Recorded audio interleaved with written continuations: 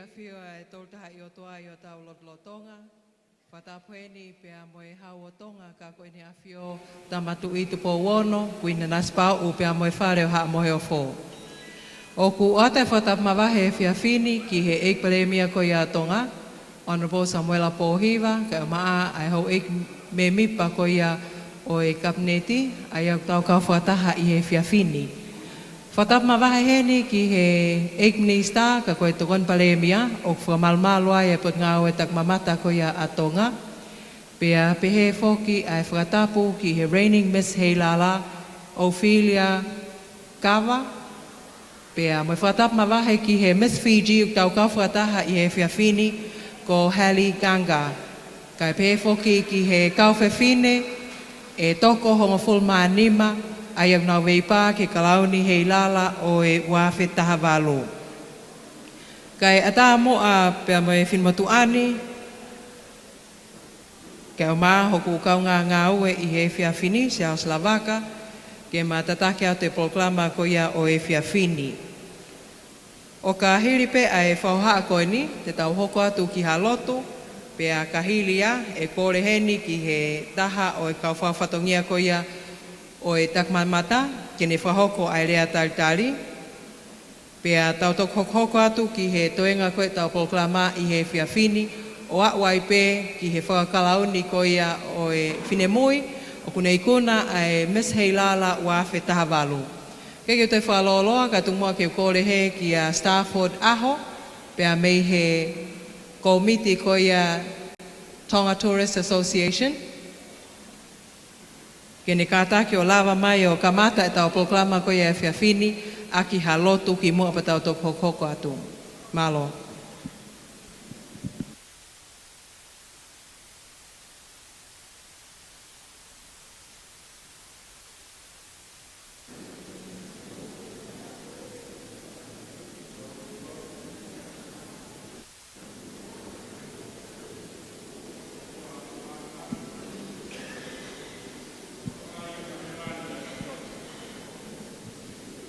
Tui koe taimi pia mo i tāniti. Koe kamata anga, pia mo ngata anga e a whiona. Koe ia kui a whio i lotolangi. Ka kui hanga i whawhonga ki he universia ku mau iai. Kuke a whio ai ko mau tui. Kuke a whio ai ko mau whaifono. O kuke a whio ai ko mau whakamau. Kuke whakamanawahe he whai mea whakamalo. Ko ho whakamanawahe he uke pure ki he mo ui pia moi mate. Whakawhetai lahi ho mauloto he hoa. Ko omai ki mautolu ki he pōtuku. O ui ke Heilala ai Tonga Masani o e tau koeni. Fia ai ho mauloto atu e whakawhetai pia moi whakamalo ki a te koe. Malo fia e pōni kei tūpe la o Tonga. Tahine kuini e ka uma ai whare e wha am hoi ofo. Malo ku kei laumari e pēa hou eiki. Pea ku tāu ke mau whakamalo ai. Malo ku kei laumari e pēa tangatai ki paremia. A Krisi Pōhiwa. Mau whakataha e hoa. Whakawhia. Pea whakamawhana. Ai tokoni ai pureanga atu e mau whakawhetai pia mo i whakamalo ki a te koe. Malo ku kei whakarerei pia e kau minista e kapneti. Mau whakataha mo ki nau tolu heni he pōni. Whakawhia ke atu e mau whakamalo ki a te koe. Malo ku whakarerei pia e minista ana e potunga ue se misisika. Mo tataki aku whai i he tau koeni. Atu e mau whakamalo ki he awhiona. Malo ku wharere besi kau tau hi whanau.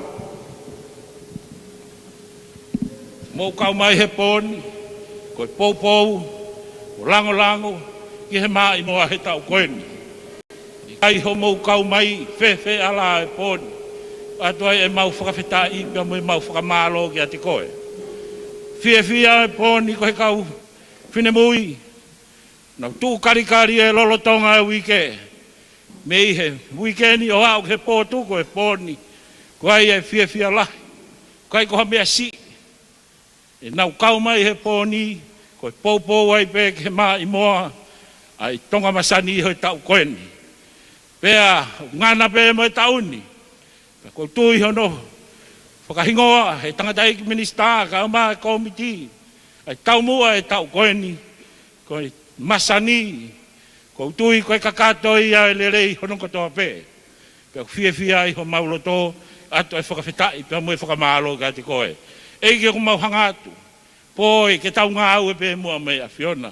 Mau kore katoa ngahi mea ni kotoa pē, klaisiko, alo, ka ko mau whakamau ui. Amen.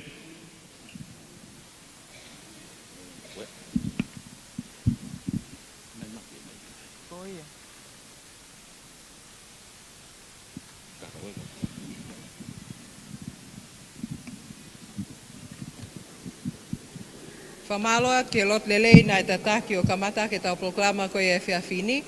Ka e tukmohen ke o kore ki he ofisa maalunga pe a mehe pot ngā e tak mamata ko e a Tonga, sione mo ala mafi. Kene ka ataki o lava mai whahoko e lea tautali ko e programa e whiawhini.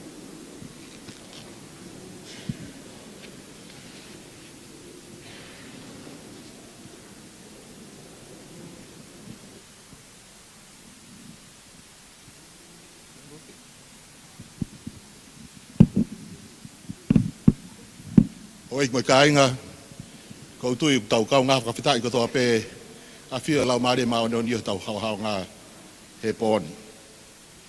Ko kore ke u whakatapu he ni ki he tamatui o Tonga. Tamatu po wono ka o mai tahini kuini na nasi pau tuku aho. Moho nā whare o ha moe ofo. Whakatapu he ni ki a Piris Kalauni tu po toa ka o maa hau eiki. Whakatapu he ni ki he tangata ikpale mia o Tonga. Samuela Aklis Pohiva koe whakawhalanglangi e pōni. Whakatapu he ni ki tokon pale mia. Se mi sika ka o mai e Minister e Labour Commerce and Industry Dr. Wata mo tolu kotoa mo i heni e whiawhini. Ko kore pe mua ke uki whakamalu i e talaka kato o e whakatapu o e whonua, ka o mai lotu. Ka u whakahoko atu e whatongia o e whiawhini. Tau mea kotoa pē ko e pō whakaosi ene wike Heilala. Ka koe wikeni, koe wike whakolo ai ki Tonga. Koe wike u tau whakamanatu ai, ai wike Heilala mo hono tokanga ne kina ngai whakatakangambata i Tonga. Ka u tau tau whakamanatu ai, mo katoa ngai, ai aho whakahifo e tamatui o Tonga, i he weekend. Ko tu e fia ai Tonga ko toa he pōni po e weekend. I ngai katoanga whahako i Tongani, wa wau mo haapai mo i otumotu. O wai tari fia ki mautolu he pōni. Ka ko fia whawhawhonga i atu, ai komiti o nauhanga whakototu e ngai proklama e pōni. Ki he tokon paremia o Tonga, ka koe minista takmamata, pia mo minista ki he ngahi ngau angalalahi, e tale kita o e komiti una whakahoko e proklama e pōni mo e wikeni. Kia pia he whoka tāwholsa, pia malupi ma afuka ma ai toenga e komiti. Kia pia he ki he Tonga Tourist Association. Nea ngō kai ki heni e Palestini. Saia mo e hau ka ki heni ai kau tokon Palestini. Stafford ka ma papiloa foriaki mo e toenga o e kau taha takmamata atonga i he ngahi proklama weekend. Pe te whakawhonga atu ena merine tuita ka umaka o ngawe kotoa o pot ngawe takmamata atonga. Hono tali le nei ki mo tolu he pōni. Kau tui kai koe pōni pe. Ka pe he lo tonga wike Heilala o tauni. Tai tari kau whine mui e toko hou fulma anima. Ko mo loto lahi ke mo whawhongai. Ai ngahi kau taha ke he pōni he weekend. Atu ai tai le nei ki mo tolu ka umaho mo kau Seperon. Mātu apa pe he ki kau sponsors. Mau taitani lele ki mau tolu mei muri. Ka tau te whito ki nau tolu nau mai he tau kotoa pe. Whakamahaloat Lady Maria, ia se eria ho mau lava mai mo kau misi. Kau tuka tau ene ua fulu ma wha ka pau tonu ki banatu. Nau ke iako pure anga taim ko ia. Pea pe he ki a Salote Hereta, mei Nusila.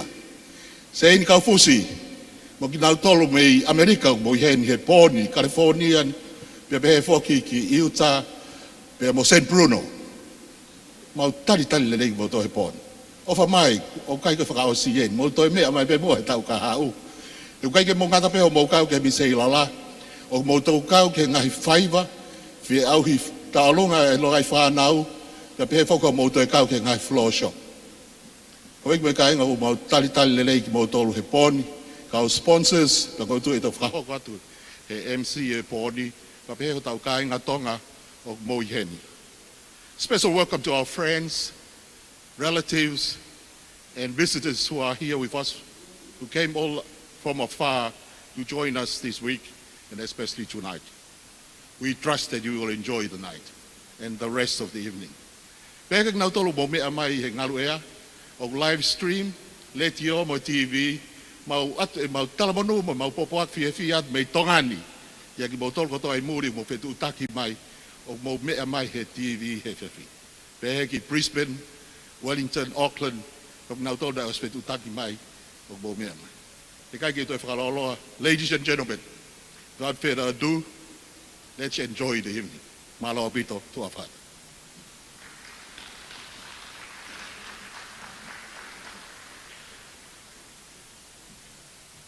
Kamalo ki he tokon tare kita ko ia pot ngatak mamata tonga sione mo ala mafi pe mo lea tal tali ko ia na whahoko I he whiawhini. O kahiri ni te whawhi loa ki atu ak nau tol koe kau whamau I he o wau whaosi ko ia he whiawhini pe kahiri a te uteo mai ki ai uraki whameite ko ia he whiawhini aia koe whine moi au kune lotonga tauhi koe kalauni Heilala waftaha fitu wafe taha walu o fili a kawa pea mo ene tau o lunga wha osi ko ia lotonga ne kei puke ko ia title Heilala o Miss Heilala waftaha fitu wafe taha walu. Kei tumo ke whawhi loa ki atu pea mo whamalo ai pe ke ting nau tolu ko ia ai kau whamau nau whahoko hono whamau I ko ia ai pea ko ia o wike Heilala tokoni mai ki ai pea tau te fito ki he whiawhini hono wha osi ko ia e tau ngai proklama. Fie whawhi loa ki atu heni ko e sea ko ia kau whamau ko mishka tu I fua. I'd like to introduce the panel of judges, Honourable Prime Minister, Ministers, ladies and gentlemen. The chair lady for the panel of judges this evening, Mishka Tuifua, the former General Manager of Westpac Bank of Tonga. She is the first female Tongan to head up a commercial bank in Tonga and the Pacific. She is the former chairperson of the Public Service Commission, a mother of 6, a grandmother of 5, a huge supporter of the Heilala pageant. Please give a round of applause for Mishka Tuifua. Next on the panel of judges, we have with us Mr. Paul Johansson, who's the Managing Director of Friends Cafe and a great supporter of Tonga tourism. Mr. Paul Johansson. Also joining into the panel of judges, ladies and gentlemen, Mrs. Eleni Leveni Devi. She is the winner of Fiji Fashion Week Fashion Designer of the Year in 2010, the former president of Tongan community in Vanuatu, the former secretary of the Tongan community in Fiji, consultant for the European Union at present, a mother of 5, and founder of Live It Tonga, Eleni Leveni Devi. Mr. Sam Vea, he's the Vice President of Tonga Chamber of Commerce Industries. He's the Director of Island Custom Express Limited, sole agent for DHL Express and DHL Global Forwarding in Tonga. Mr. Sam Vea. Leata McCarthy, owner and designer of Leata Fashion Boutique and Gift Shop, prominent judge in fashion competitions, established in 2014 in Nuku'alofa. The brand has been around New Zealand, American Samoa, and Samoa, and has done fashion shows in Samoa, Tonga, and Fiji Fashion Week. Leata McCarthy. Lastly, on our panel of judges, ladies and gentlemen, we have the Honourable Akosita Lavlavu, People's Representative of Va'u 16. She's a Member of Parliament, former Minister of Interior. She's the youngest female Member of Parliament, and she won the first of 2002 Honourable Akosita Lavlavu. Working as auditors throughout this week, ladies and gentlemen, I'd like to give thanks to Makeleta Moala Finau, Internal Auditor of Tonga Communications Corporation, and also Malia Hehea from Tonga Power Limited. Kok nau tolu ia ai kau whamau, kai pehe foki ki e kau ati, tau nau whahoka ngau mamafa ko ia hono tānaki ngai poini, ka maafo kono whamaka. E tau whiauhi ko ia, nai whahoka e wikeni, pia moe wike Heilala wafe taha walu. He keke toi whaloloa tuk mua he ke u whahoko hono whawheiloa ki atu, kore atu ki e kau langtua ko ia i he raki tau olunga e whiawhini, ke mau kātā ki o lava hake, ko e kau hiwa ko ia langtua i he tau olunga, ai Miss Heilala wafta fitu wa taha walu, ko e kau hiwa ko ia te mata pia mei lo mai viti, ke mau kātā ki o tautari mai i he whiawhini, pasmusi mai kau hiwa ko ia te mata. Kau hiwa poke te mata ho eiki moi kāinga mo meai i he tau ngāwhi auhi koe wikeni, lahe o pito e nau tokoni ki e ngāhi kau tau olunga, kau maa ngāwhi ali ali koe ia o e wikeni, fie whamalo ia heni i he poupou, pia moe tokoni, ki ono pātolo ake maa i moa Heilala i he whanua tupou moho eiki. Ka tumo ke whawhelo ake atu ai whine moi koe ni, patonga iange pia moe hounga ia eikni star pia moe pot ngai tak mamata, ko ia koe ngahi ngau e mamafa na e whahoko e Ophelia, i hono poupou i ka maa hono whamaketi ko ia o Tonga i tuapureanga, lolo Tonga e taimi koe ni na ane tauhiai ai kalauni ko ia Heilala, wafe taha fitu, wafe taha walu, pia amnaki ke fuaki ko ia i he whiawhini, ki e whine mui tene ikuna, ai Heilala, koe kalauni e wafe taha walu, wafe taha iwa. Mō kātā ki o paspasi mai, Miss Ophelia Kava.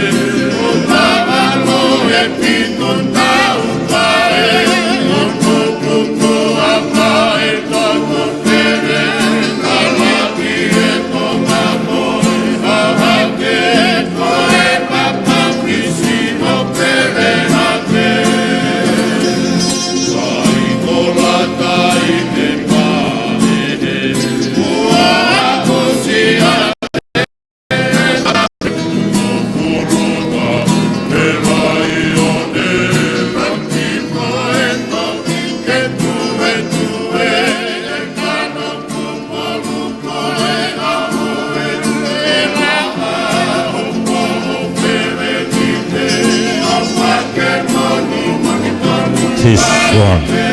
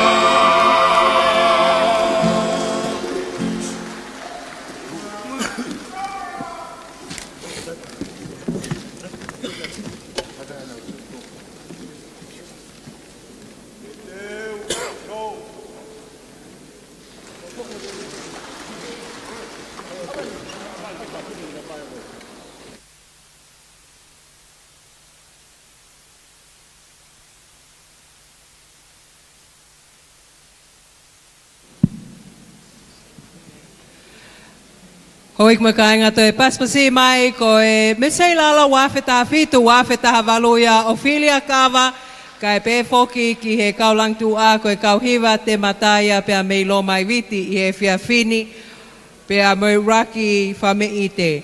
O ka hili e ni e whahoko atu a e whameita noua koe ki e fiafini. Kore ato e heni. Fine mui e tō tahanima koe am nau wei pā i he tairo koe Miss Heilala. Ke mo lava mai ki he stage i he taimini, ki he tua stage o tautali ai ko mo first appearance ko ia i he whiawhini. As we head on to the second entertainment for this evening, can I please ask all the 15 contestants and your chaperones to please make it to the back of the stage as you await your first appearance this evening with your ball gowns. Koneti, if you're listening to this, please answer your phone. I'm trying to get hold of you. Koneti, call me on my mobile. Thank you. Kaya whainga maari e koni, tung mua ke maa whalawlawa ke ngai kautaha, ai au nā whapaanga wiki Heilala wawhe taha walo.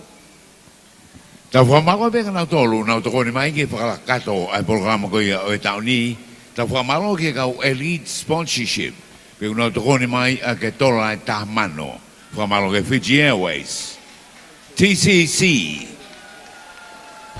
Tonga Power Limited, Mate Matonga. Can you hear it from the thing? Can you hear me? He platinum sponsorship, panga ni mafe, ke mo kataki, paspasi mai ko Nishi Trading, MBF Bank, Tonga Broadcasting Commission, Pamoe Palu Aviation Services Limited. Whamaro ke nau tolu he gold sponsorship, panga tolu afe. Tonga Water, Port Authority, Chinese Embassy, Testing 1, 2, 3. Moe Spare Bar Zone. Filisi ke whanongo me kau. I he silver sponsorship, Filisi, panga okay, e whanongo me kau. taha whamalo hei, Okay, whanongo me kau, Filisi. Oh, okay. No, Taitali Pe, just turn the mic on and off. Filisi, sio mange kau taini mi, Filisi Be wai mana tataki. tolu uknau kau mai behe tokoni ko ia, kawai ai Filisi. Esco Autos. Tonga Post and Fast Print, E.M. Jones, Tonga Filisi Fit, sio mange. Siangana Travel, Nuku'alofa Filisi, Outrigger, sio mai. Adiloa Store, Filisi, if you can hear me, New look at me IT. now. Filisi, Whamalo foki ki Look he at Nomaile me Lodge, now. Black Pearl, Nuku'alofa Resort, Rising Sun Travel and Tours, Friendly Phyllis- Island, Pamoe Filisi sio Tali mange. Inn. Kone.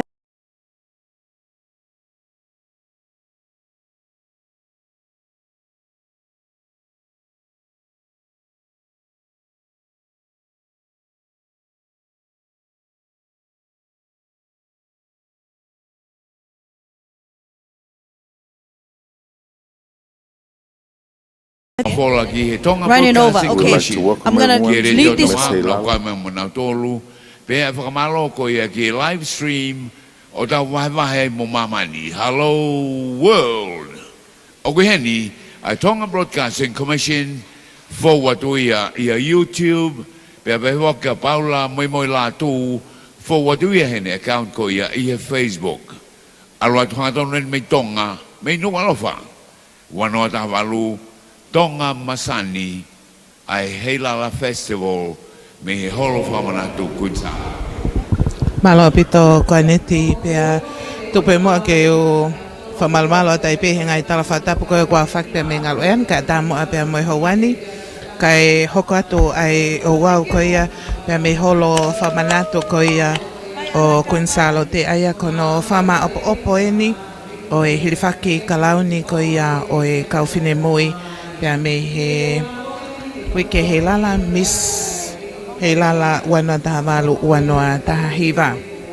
Ne ki kamata to mui pe ai programa i whewhini. Kai kai ke te whakaloloa te ukolosi hanga tono ai pe ki hongo MC o e whewhini. Aia ko salote sisifa pe mo Saslavaka ke hoko atu ke tau mui e rewa e o wau mui programa o e whewhini. Paspasi mai, ko e ngau e Tonga Masani si kau hiko vewe koe ni. Ki mua patau hoko atu ko ia hono o mai e kau whewhine koe ni ki funga Stacey. We would like to welcome everyone to Miss Heilala 2018. To everyone watching the live stream from around the world, we'd like to welcome you here. Big kia ora to all our Kiwi viewers. A good day to all our Aussie viewers. A warm welcome to all our viewers from the U.S.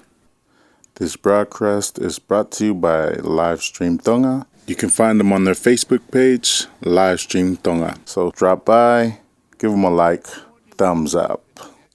Malo apito.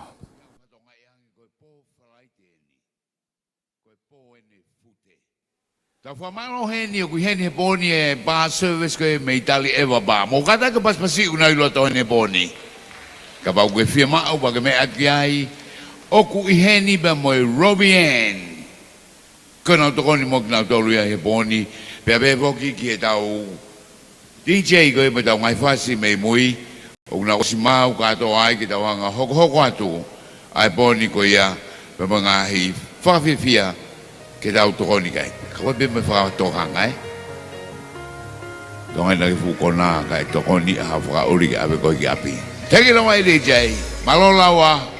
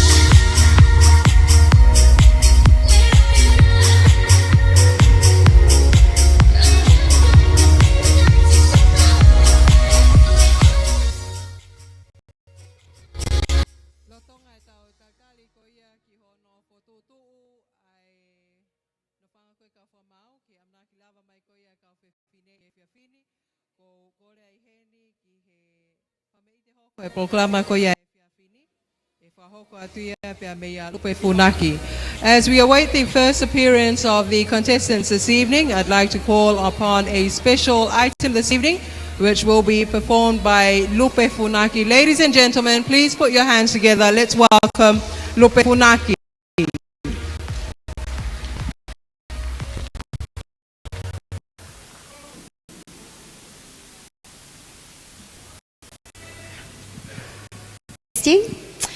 Thank you. Good evening. This is a special song, especially for every contestant. I join with all of you in congratulating each one of them. This is not an easy feat to participate in, but this is a song that acknowledges that special someone or someones who've inspired us not to give up. And I sing this for their special someones, your special someone, my special someone. Theme from Ice Castles.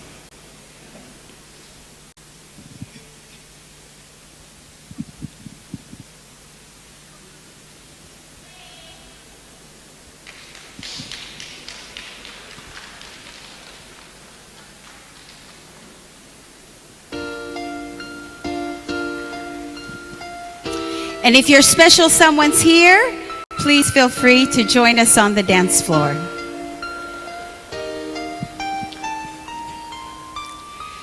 Please don't let this feeling end. It's everything I am, everything I wanna be. I can see what's mine now, finding out what's true since I found you. looking through the eyes of love.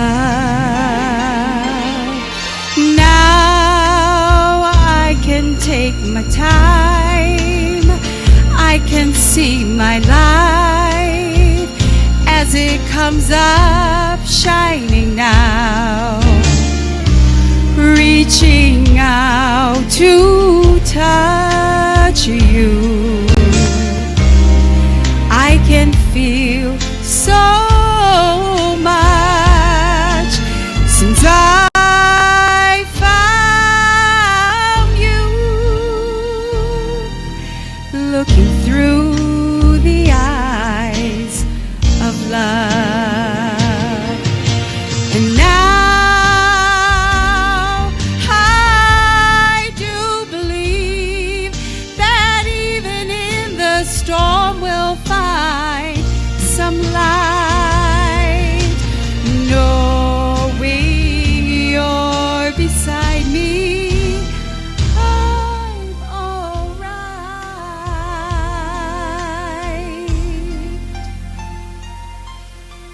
Please don't let this feeling end. It might not come again, and I want to remember how it feels to touch you, how I feel so much since I found you, looking through the eyes of love. And now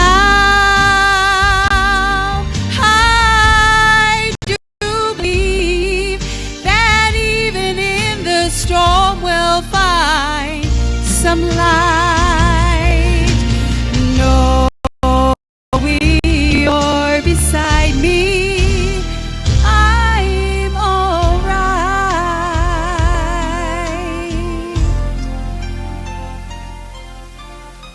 Please don't let this feeling end.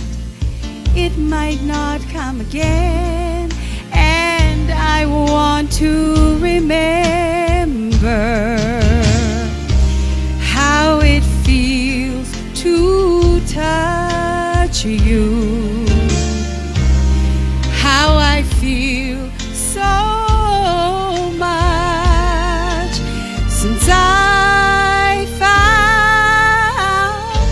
you,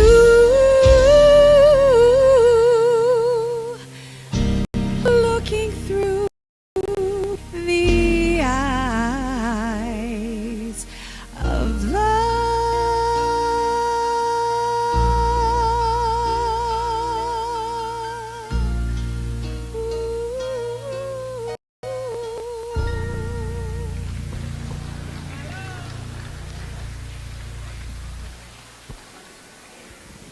Ngā he whakaari ia o e whiawhini. Whamalatu lupe. Mo te paspasi mai. Whamalatu beta ngā koe he pōni koe ka ngā heni to te kone mai ka motolu lo tonga tau whiwhia koe ia he pōni. Koe tali ewa ba o ku atape me mui me ta wha koe ka bang mo whiamaha mo whanifua me ai. Mau e befoko mo e sigareti mo ngai ta wako ia. O te mote ta tari ki nau takai mai, nau whi mo e kina bita ta mo motoro. Wha maura tika motoro. Pe wha maura foko e ke Robian. Ke whaonge ta wako ia. Pe pehe ka motoro e o mea mai koe ia i he ngaru ea. Pe pehe foki mo mea mai koe e he last stream. Whiwhia bita tau ka whataha mai ki he holo. Whamanat kun sa le Nuku'alofa. Po wha koe Nuku'alofa. Ki maa whanangene pōni. Pepe po ke tau hoka tuko ia, salo te ulahi whangi polkana mu tau o se teu teu hene pōni. Mai matanga, mo na tolko tau lawa mai ko ia. Ki tau ka whatahe pōni. Ko ia se asko e tātou kūwho keni, pia te tau ai o se lewa he pōni. Ko ia te tau whenga pe ke whakakata o tau e polklama, ki mua pa tau whakakalauni ko ia e whine mui hoi hoi fua, ko whiri. Ki e kalauni wāwhetaha walu wāwhetaha hiwa. Te tau hokat whokeni ki ha whali arima wahe pia mehe Miss Junior tau olunga. Aia ko e Whinemoi ko e ni ko hena Charlotte Whangawaka. Ko e whahakfokus i tau olunga ko e ni kai turi atu a hena ia ki ene waka puna. Ko e whakaukau ko ia e si ase o whia whamalo ia si kai ngā tonga ko ia mei tu opure anga ku nau tuk taimi ka nau lava mai. O kau hepea mai maalali ko ia wike Heilala o hange ko ki Whinemoi ko e ni i e whiawhini. Ko ia ki mua pea lava mahena ko e tukmo ke whawhiloakia tene kau lang tua. Ko e te mata ai pe, ko e tau tomato pen ke tau pāpāhia. Ka taki kau hiva ko ia te mata, mo toi love hake, ke pai ai hiva langi tua ko ia he tau ulunga, ko ia ai Mr. Olunga Junior i he whiawhini siaos. Ko ia malo apito whamala tu ki kau tangata me he vai ko seko pena o lava mai ko he poni. Whawhewia mo kau mahi tau ko tau pe ke polkalama ko ni. Pa pepe ke lave ko e kana tol me muri whamalo atu. Te atu me mea kia ia ekministan, tokon pale mea Tonga se misika, ai tau tatari whewhia. Au tau kainga Tonga ko ia me muri, ki he taim beheni i Tonga ni. Ko ia he ku hangefo koe ke tau lawe ki kau whewhine, ko e whoke aha taha, toko taha peo whanonga mai se as, ko e hau koe a Whinemoi toko taha, kusi i hau wai mo ene whae, ko e whangafae, ka umaa ki he tamai, me whangatamai, ai a kua mai toko lahe ko si Moimoi mai e nau ki whewhine o kau mai koe he wik Heilala o whaihana whamalo ia pia moi honga ia mo oni. Ka e tumua ke whawhiloa ki atu e Whinemoi koe ia ki tau olunga i he whiawhini, ai a ku langtu ai pia te mata, ko e Whinemoi ena ni ikuna e Miss Junior tau olunga ka atake o paspasi mai, ko Hannah Charlotte Whangawaka.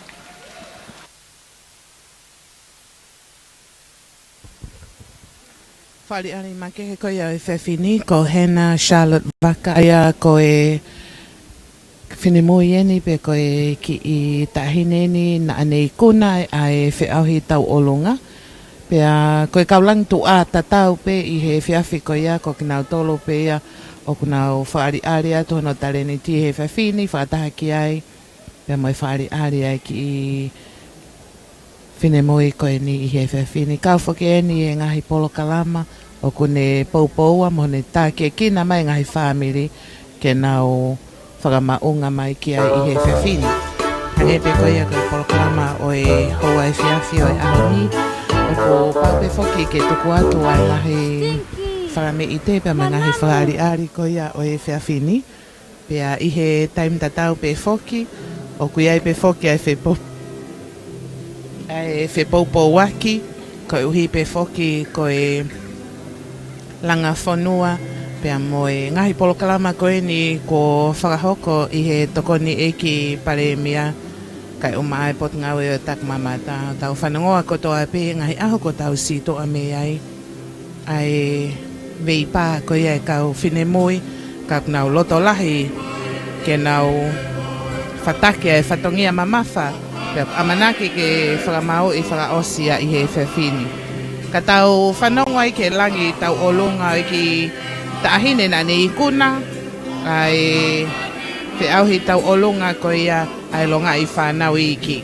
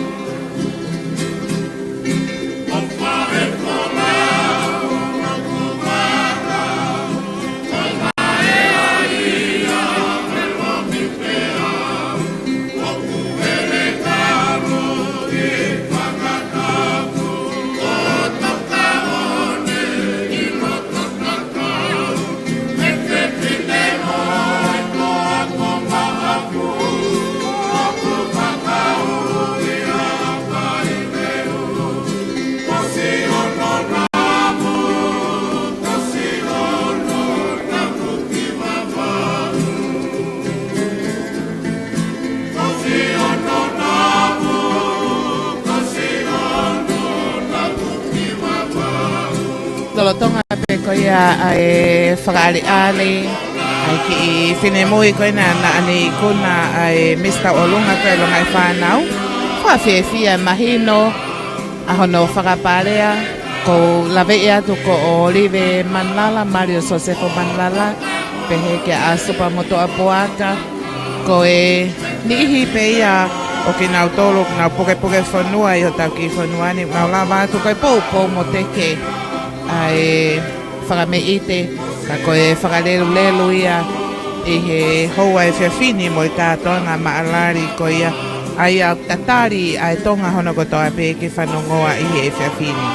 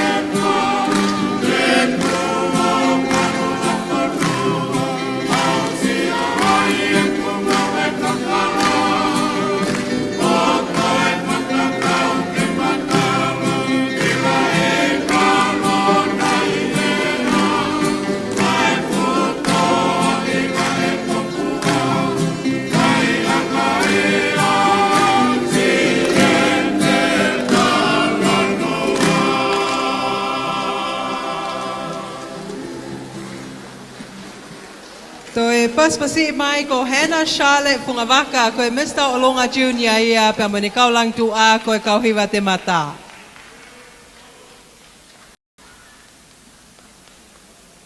To whamalo a taipe ko hia ko whinemui ko ni vlava mai pe mei topule anga kau he pue ko ia o wike Heilala ua whetaha valo.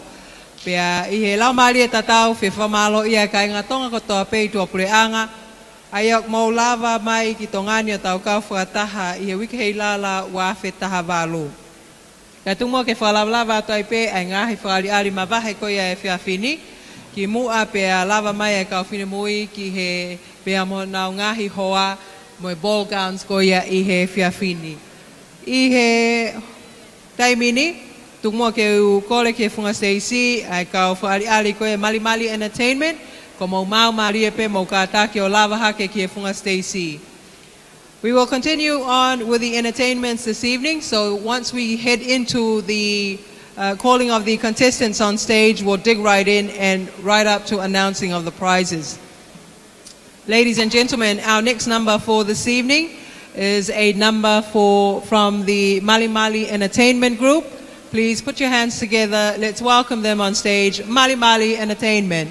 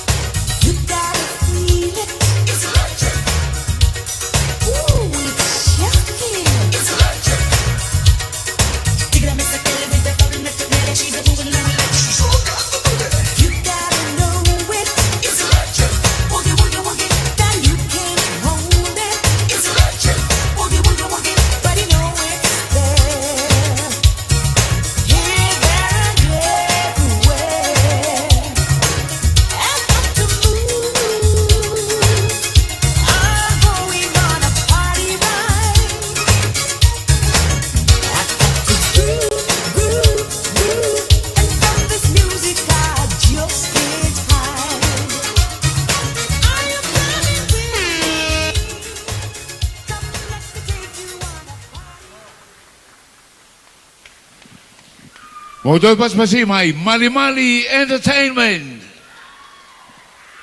Ko boni ke tau mari be time ko to be. Da ki moto lu mula mai ni boni. Be moto lu me mai ko ye ngaruya ka ma fo ke live stream e boni. I Tonga ni mo etapa be mamani. Ko e Heilala wano ta waluni Tonga Masani. Ho ka tengah programa fatune komiti ye fia ai to ta ko dobe. Ko boni fia. Tau kei hoko ko tai pepe mai ngai whali ali ko ye fini ai a ko ni hene na si popo mai kau mai e siaus ka ma foki ai ho e ki whaafe fini. Te mau ka taki o taktari mai ki e Stacy ko e whali ali ko ni ko e foi hula eni ki ha hiva whaka Spanish. A hula to a Spanish song this evening, and it'll be performed by the Devi twins, Lupahina e Whanga Oata, and also Kakalamonia ke Apkovila. Ladies and gentlemen, Devi twins with their hula.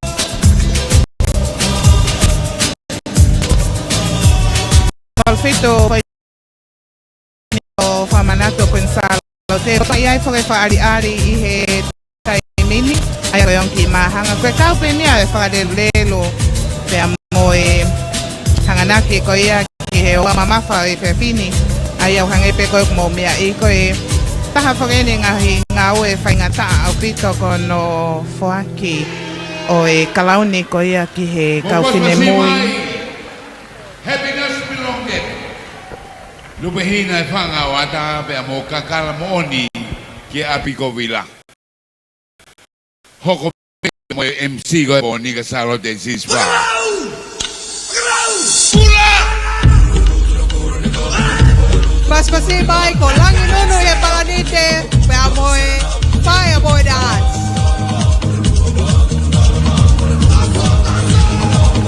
Ihe lo tonga ni foki ihe funga Stacy lo tonga ia e whari ari ki talavo mohono taleniti ko ia o e hula afi pe mo osi mea e pe motori taleniti ko ia hula afi ki taleniti o e ki talavo ko e ni mahino pe whaka maunga taha kotoa e wakai mo isi o ki loto ko hiko e whafofua tu ihe sino e tu unga koe ki talavo ko e ni oku o sia e tau kei whiunga kia kene bilohi ai a whingani.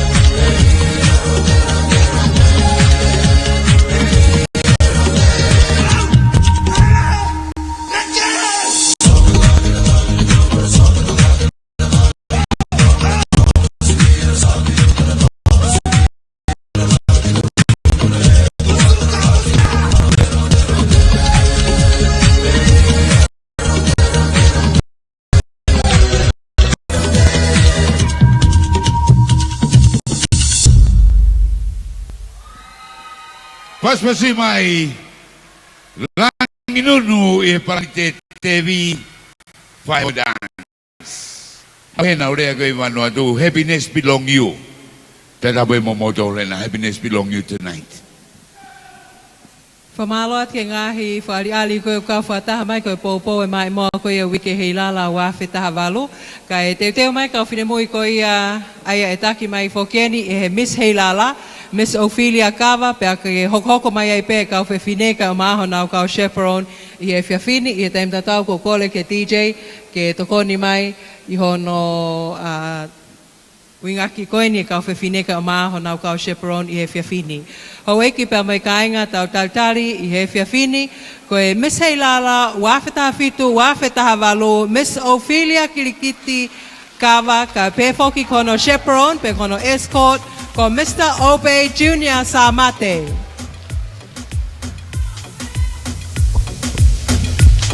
Longo ka toanga foka Nuku'alofa I whiwhini pe a ko ia ko e whetoko ni ake ngai wanga ue ko ia o e whiwhini talo ai Moimoi mai e he walwhito o poinini mai whaema ai Miss Wike Heilala Masani pe koe Tonga Masani pe mahino pe o kuea whakamalo lahi ki he eiki tokoni pare mia o Tonga ko e whie mea ngawe anki e walwhito poinini maa ki o ngona tuai ai whakari ari ko ia pe amoe ngahi o wawo toko atu pe mei loto Nuku'alofa. Manaki foki ke ha ai misi lolotonga aya ko Ophelia aya ko ia ne poke kalau ni lolotonga me he wano atafitu wano atahavalo. Kali eva ba ka fima mo fanifua na dole na no mau mai be meta fa koe fa malo be foki ki robien me to ni ku hena ta mini be be galawa mo DJ mo ka nga we koe pas pasimai.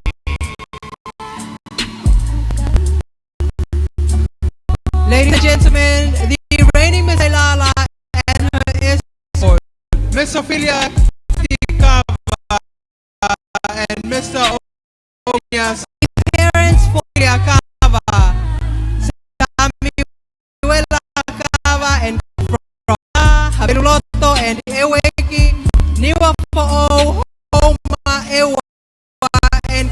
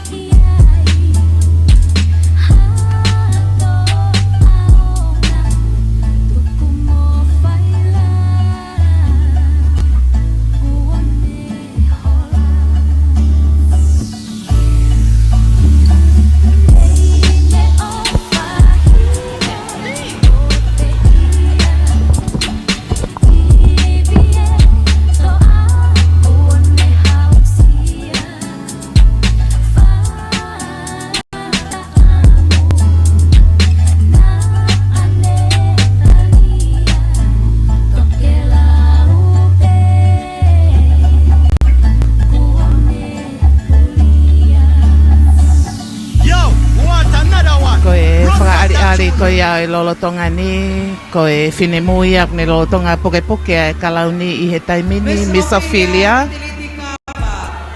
ko ene whakaari i he whunga Stacy pe amohono teunga ka au kune lolotonga foisia e kalau lolotonga o e taimini ko i konga hono teunga o ko hinehi ai ngahi matalai akau lanu mata kai umaai lanu polo ko ia o sa antelo pe aku tui fio maleva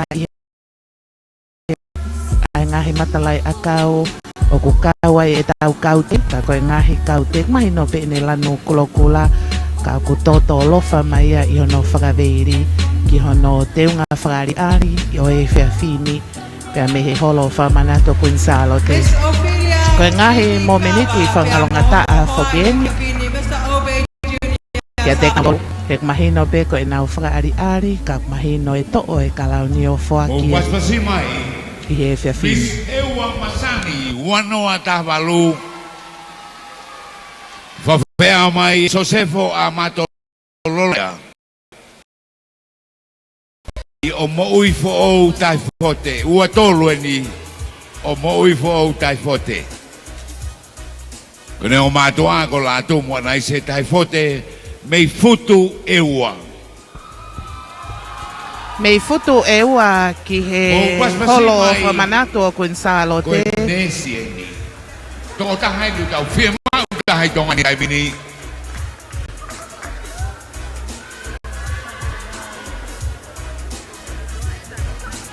Miss Ewa o kune whakari i he whunga Stacy mohono kofu lanu pulu koe lan pulu o kune ngawe aki koe lan pulu sa antelu sirika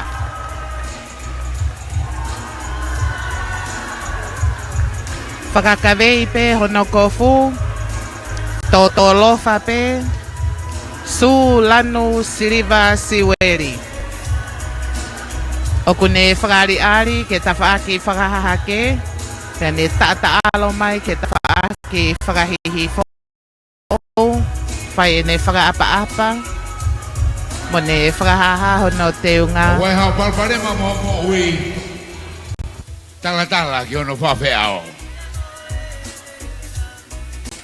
mo paspasi mai Miss Ewa Masani wano tahwalu mo ui fo o tai fote Kono whawheao, so sefo amato lolo manaia.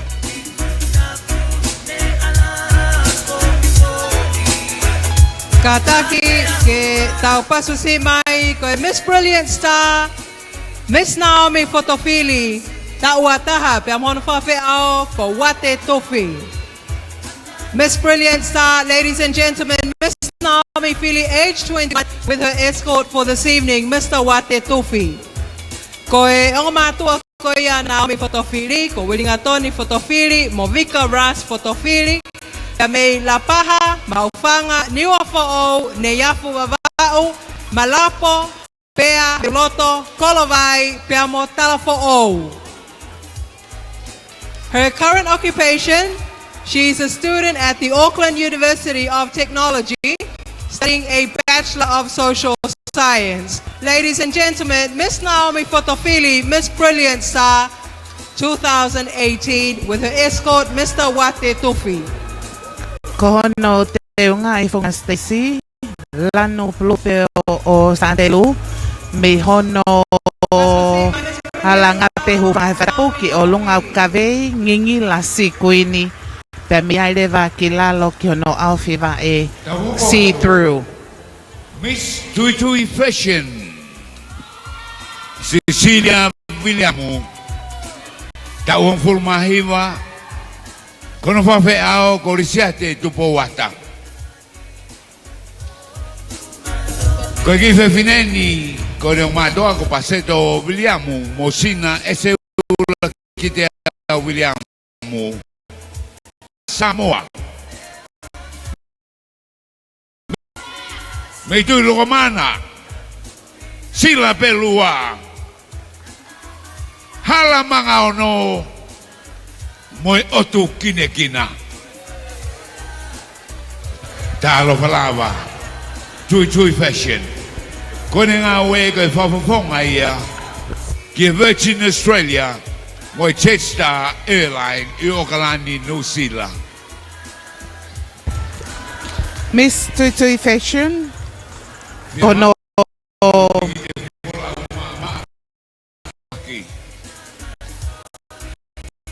Kirao. me hono uma ki hono tui, lano mata si kuini, pe aku ngingi la talo ene foto mai me funga Stacy o mai ke feituk na whare ari. Me hono tui ki hono alfi vae, see through. Pag os mahino pe a monga I pe a tuunga e iai a ngahi teunga ko ia. Tupo wata. Whawhao pito ai ngingila, whetapai mai ai lano mata, ria hona, kak mahino pe ko e si kuini, ko toksia ko niya haulo pe ai si kuini. Pasasi mai Miss Haano, Miss Manu, tau kakao I kolonga hao maake. Ko Manu maake ni pe amono hoa whawhea e whiawhini, ko fusi hapai waka uta. Ko Manu maake o kune tau tahahiwa, o mātua. Ko hui tau ngā o tonga maake, pe amo senolita pepa. Lava mai pe mei haano, kuotala, pangai, hatou, paleloa, haveloto pe amo kahoua. Her current occupation, she's currently studying at Auckland University, a Bachelor of Nursing, Performing and Screen Arts. Ladies and gentlemen, please welcome Miss Haano, Miss Manu Taukai Kolonga Hao, Maake, age 19. Koe ne pe Miss Haano osi mahino pe koe fine mui a me he foi one.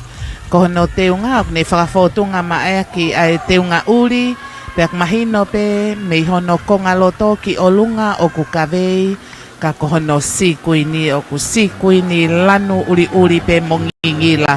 Pako taimi o whetapaki mai aha ano he ne foto me funga Stacy, mahino pe koe mea pe ewa, koe riri pe ai si kuini mo ene ngingila. Pake toki whaka osi mai pe.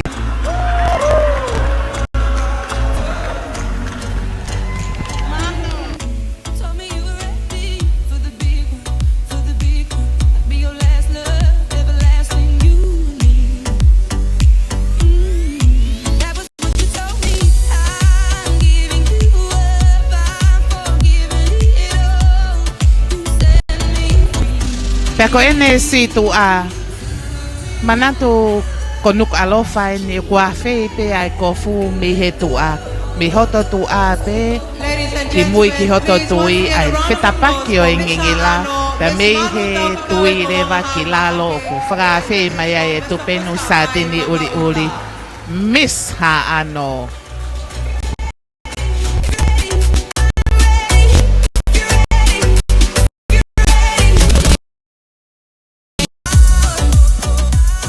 Mau taltari mai Miss Whangailupe, Tonga, Australia. Luciane Akaola.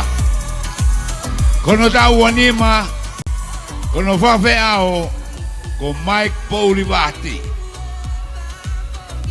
Tonga mātua Siuperi Akaola mo Christina Moatane. Meikolo motua. Kanokpolu. Ahau Nukuleka Foraha Hateiho Pemola Paha Koe pure ngaueni Oe kautaha Walai hoe kwafine Koe alai fashion Ali fashion Koe pure lahi eni Miss Whangailupe, Tonga, Australia, Luciane Akaola. Luciane Akaola Ke whare aria Mea kuleta hai Miss Australia Tenga whamolo lanu uri uri pe mono a whei lanu uri uri anga maheni pe kawei me olunga ki hono awhi vai. Ko Miss Tensia Mantala aho se poi.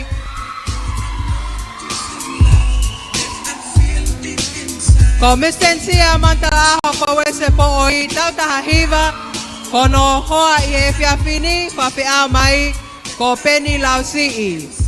Ko e ongo matua ko Des Young se poi pia mo petina manu poi.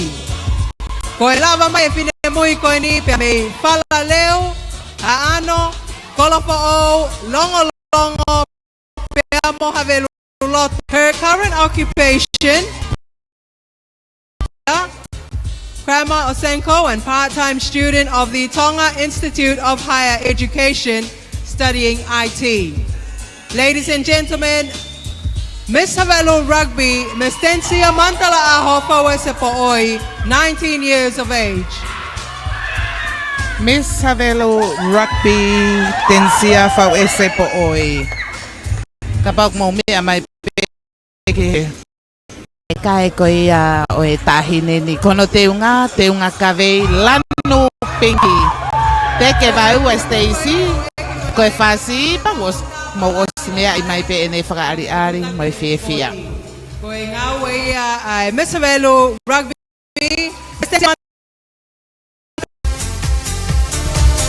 te unga lan pinki vai kof kawei totolo fa peki lau mahino pe ko te unga polo Pakotoi pe koe fie tokoni atu peke no ato e lanu e te unga e kau fine mui. Birthday he ahoni Miss SNS USA Store Ailini Charity Malani Tau fulmataha he ahoni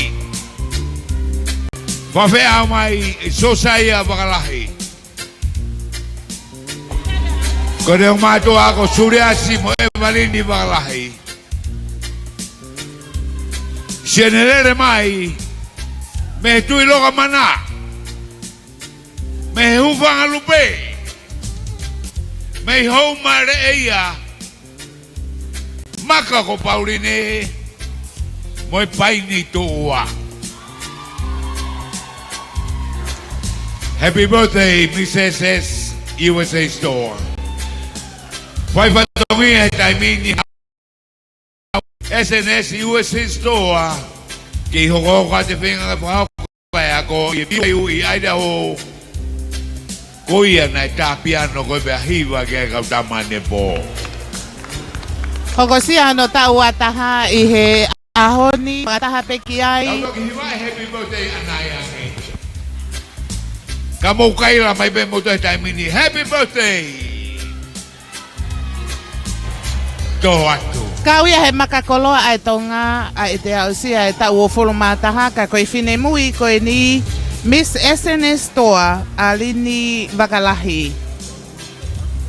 Oku mahino mai pe hono pui tua ko si tok osi pe ne ngau e whawhai whekau pe ne maua e pore lahi ko ni ke ne hoko ko fine mui ke ne whafofonga i mai e taha e kau fine mui e Miss Heilala.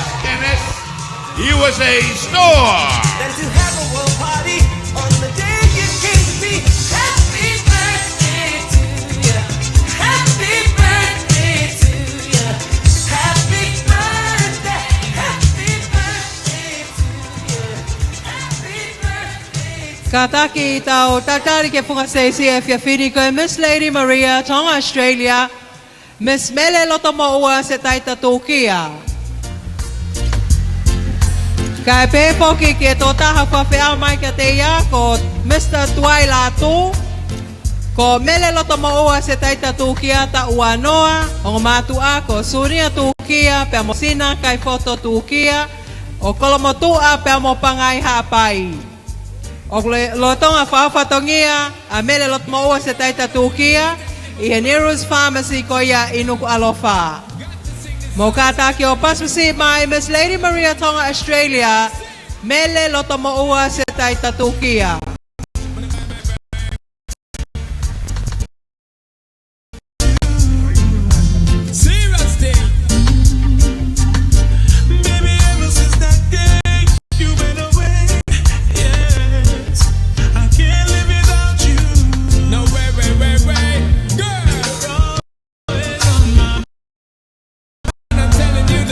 Mahino peko ene whaari mohono teunga.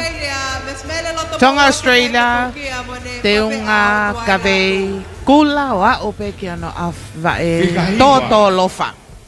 Miss Abruptus New Zealand. Lilieta Makueta Fisihoi. Kono ta ua tolu eni. Whawea mai e freti tatafu. Ko matoa ko manase Fisihoi. Mo meria me taufa. Lava mai a Lilieta. Me kolo ne toa e ofa me utui wawau. Lei matua. Haano. Tatang motonga. Hofoa. Nomuka. Lotofoa. Pea mo brehake. Kabau te ke tuuta i malai wapuna whapapureanga o kalani. Ko tahine ni. O kukau e tua ki mai ngai koloa i malai wakapuna ko ia. Kono fotunga kone konga i ki rei matua. Mo paspasi mai Lilieta i Makueta Fisihoi mono whawheao ko freta tafu Miss Abruptus New Zealand. Ngahi teunga polo ko toa pea e whakawheao ia e poni. Miss Luana Susana Fifita. Ko Luana Susana Fifita o kuneta ua whawhea mai ki ai he whiawhini ko George Foster.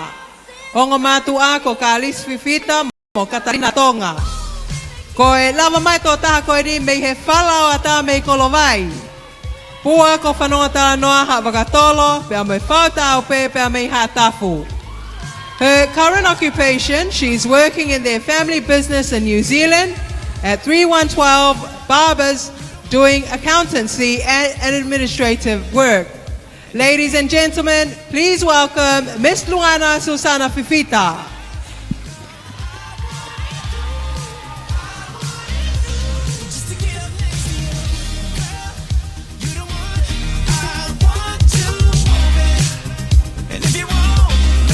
profession kono teunga ko lan pulu ko e aya ko lan pulu ya o langi pe ka oko mahino pe e fahinga fo o ko ya mo staila o kutau o mai hono teunga polo 22 years wa of fe age. ni ma ke mata u ka ya fe ki hono hema per mahino pe Tonga me olunga kilalo. Ladies and gentlemen, Miss Luana Susana Fifita with her escort, Mr. George Foster.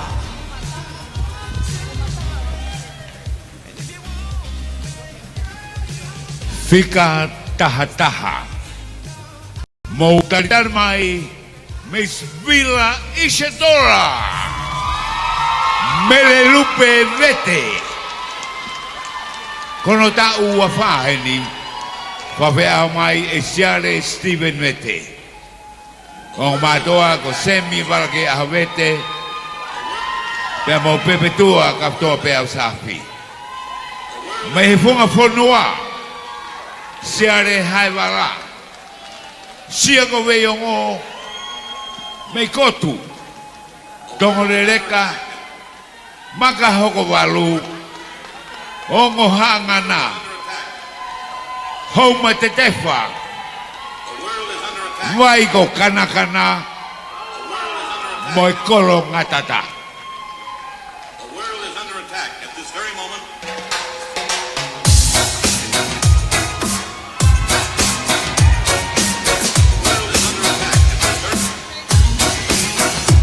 Ko Melelupe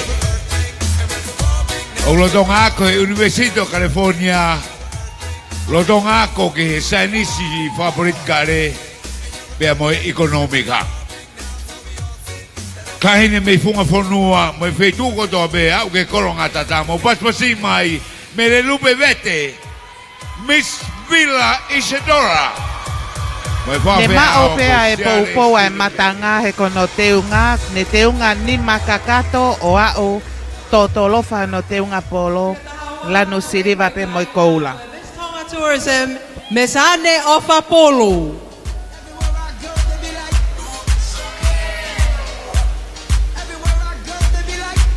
Miss Anne Ofa Polo, pe amhono fa fe ao, ko fe ofa aki polo.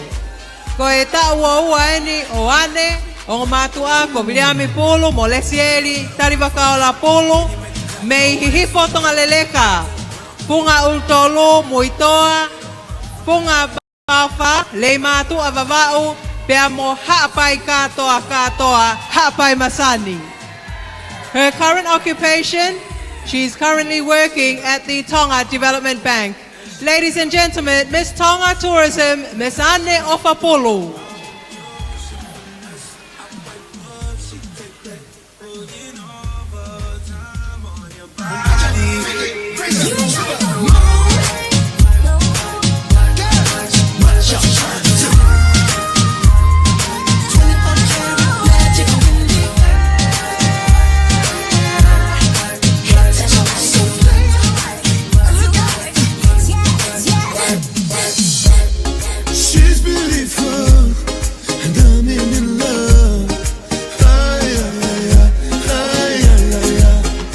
So e paspasi mai ko e Miss Tonga Tourism ia Miss Anne Ofapolo mo ne whawhi ao wheo whaaki polo.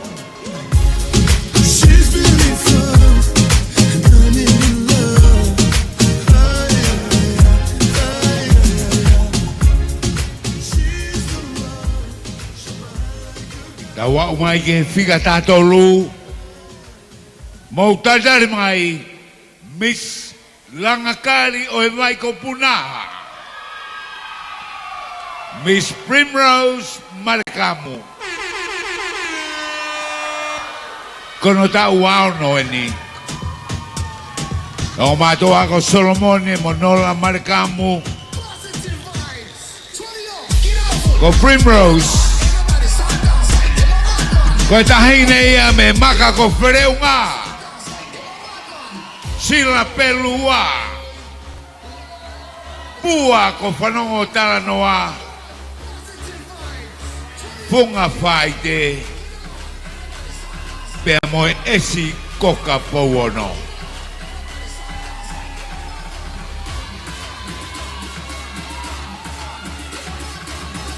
Go Primrose. Ko tahine businessi matao ia ke tau. Oktoton bege mo filong waki.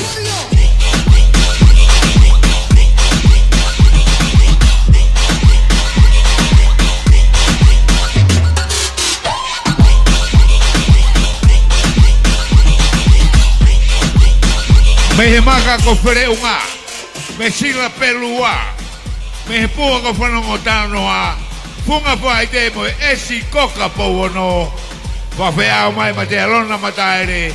Primrose Malekamu Miss Langakari o e vai ko puna.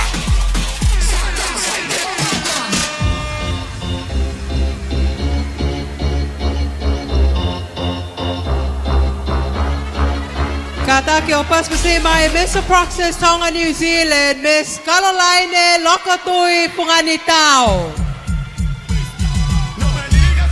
Salute. Koya. Io koina o toka asma. Koina escort Mr. John Talisa.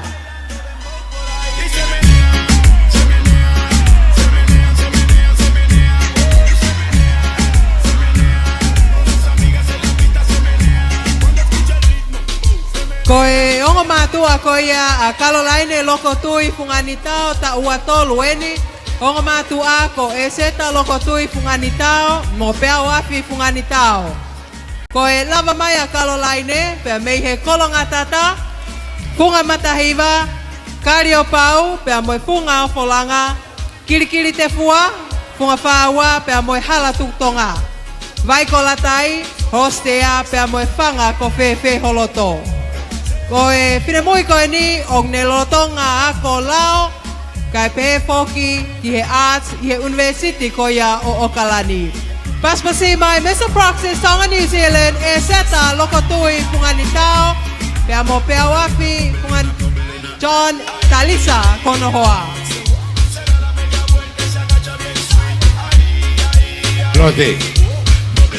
Lote ko kore ade fatonga ita programa kada kan e DJ kada be ko midi ka ki o ko la unga ni ko to ko ni be fa fonga o to no ke asa monga one he ka kwa ke asia o wa to he kari o pau kwa ke ilo ka kai to he monga one malo lote kada ki be malo. Paspasi mai koe whine mui wha osi koia i he kau pe whine tō tahanima. Paspasi mai koe Miss World Watching. Me sia ilomi pea o te pulotu. Oa! Mau kātaki. Koe escort koia asia lawe i atu ko se mau. O koe ke asi hono hingoa he polokalama ea mahino nai tokore i pehe tu afare. Yung mato ako Steven mula ko atu pulotu. Si asi, koe asi koia he ta polokalama ko sia, koe feitu uko glava mai mi ai, mei petia, mo petia. Oa, o guase me e taktikamo, Oceania.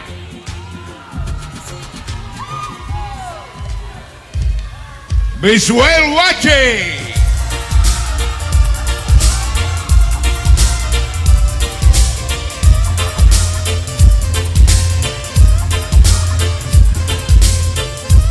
Ko sia ulotonga pagaunga tamaki i Well Watching botunga we tak mamata tonga.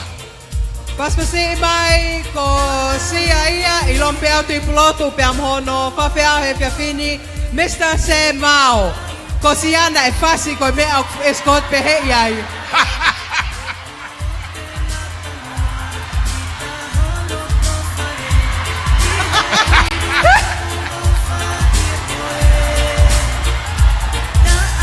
O huevo que te hay metaja Moimoi e mea fua,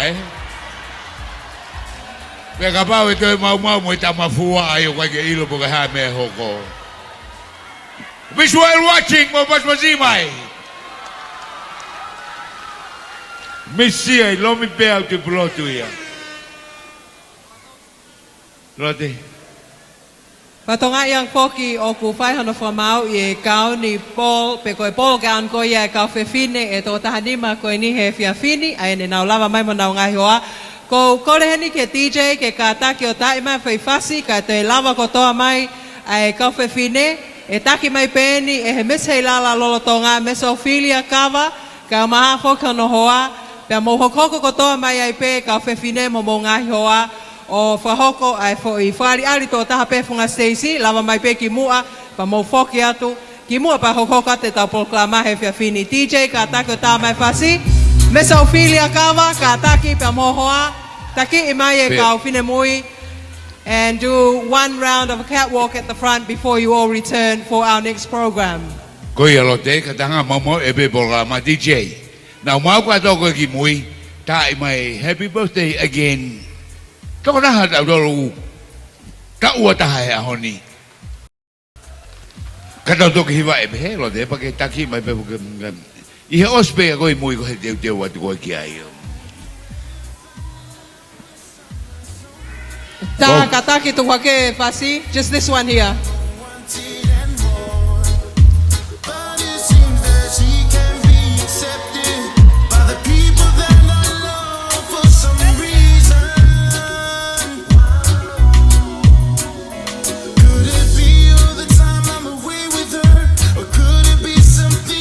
Ma ke he foke foi polo kalama ko e taimini ko Miss Havelo Rugby.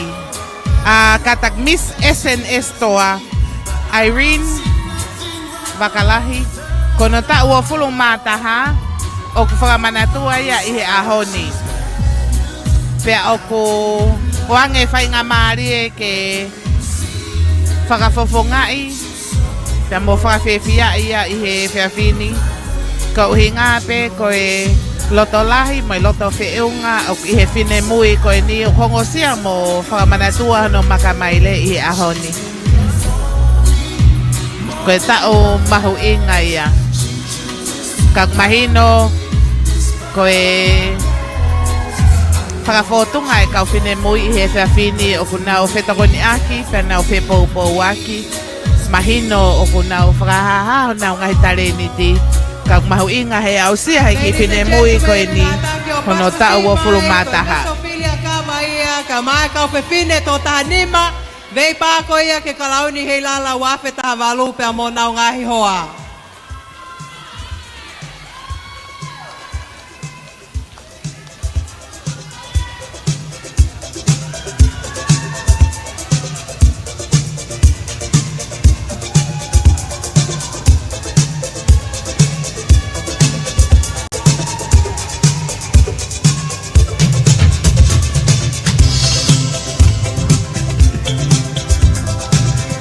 Ladies, if you could kindly just walk up one by one with your partners, take a stroll.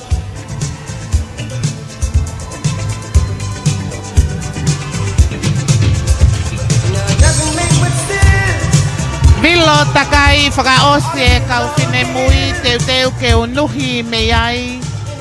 Ai whine mui tene whakafofongai.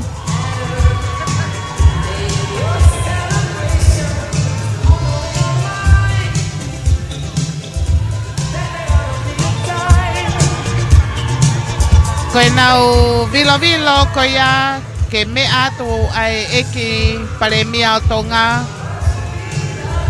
Kai pehe foki ki he